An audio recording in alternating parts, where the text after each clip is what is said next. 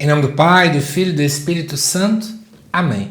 Amados irmãos e irmãs, é com muita alegria que nós estamos aqui para juntos estudar e meditar a primeira leitura que a Igreja nos apresenta para esta quarta-feira da oitava do Natal. E, amados irmãos e irmãs, de antemão, já que é o último dia do ano, já desejo para você aí um feliz ano novo, que Deus te abençoe imensamente. Espero poder contar com você também no próximo ano, aqui diariamente no canal para os nossos vídeos, tá bom? A primeira leitura desta quarta-feira se encontra na primeira carta de São João, capítulo 2, versículos de 18 até o 21, que nos diz assim: Filhinhos, esta é a última hora. Ouvistes dizer que o anticristo virá. Com efeito, muitos anticristos já apareceram, por isso sabemos que chegou a última hora. Eles saíram do nosso meio, mas não eram dos nossos, pois se realmente fossem dos nossos, teriam permanecido conosco. Mas era necessário ficar claro que nem todos são dos nossos.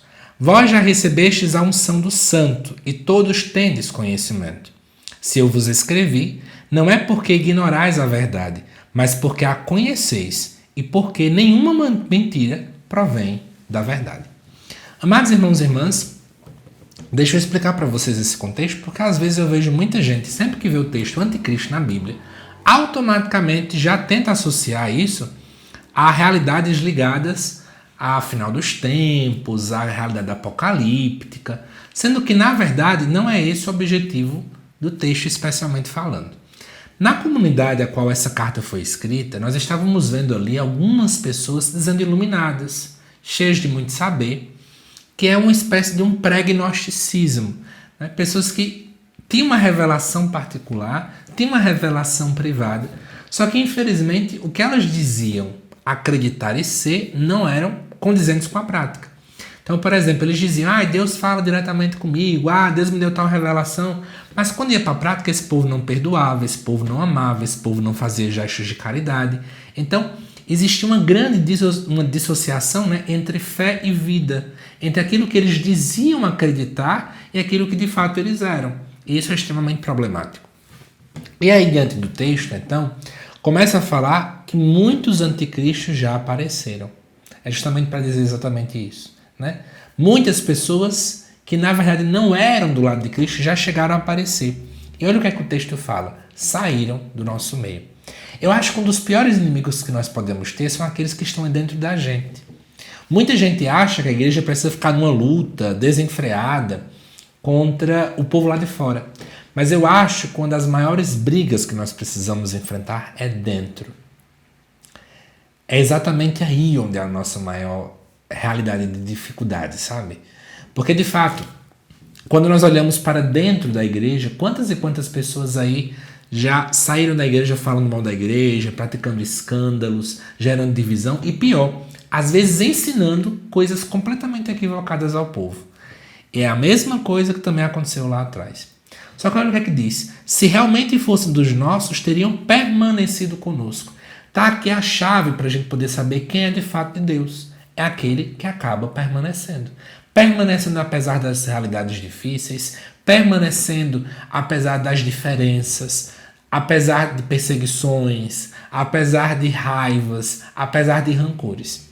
Chegamos ao final do ano e eu quero inclusive convidar você a refletir sobre esse ano 2025 todo. Quantos perrengues, decepções, chateações, feridas talvez você não teve no decorrer da tua caminhada? Até mesmo feridas que você acabou criando por causa de Deus. Porque acha que Deus não te ouviu, porque acha que Deus não te atendeu no tempo certo, porque, sei lá, eu pedi tanto a Deus para curar tal pessoa de tal doença, a pessoa acabou morrendo e aí eu vou colocar a culpa em cima de Deus e por aí vai.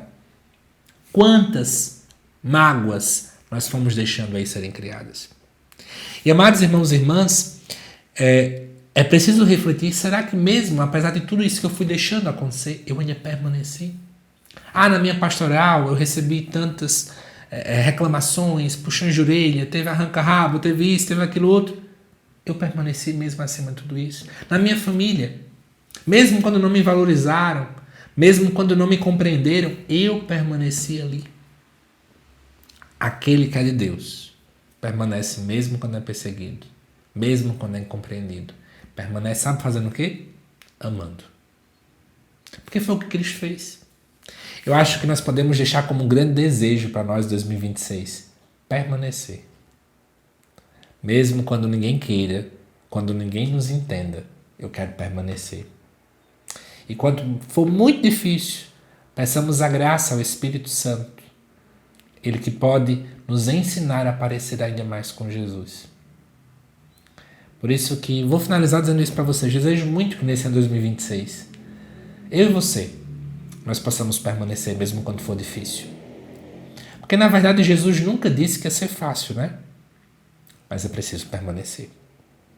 Mesmo quando às vezes o sangue bater nas canelas, permaneçamos. É isso que a palavra de fato nos impele. Que Deus te abençoe, amado irmão e irmã. Te aguardo daqui a pouco, às 7 horas da noite, para o estudo do Evangelho também desta quarta-feira. Até mais.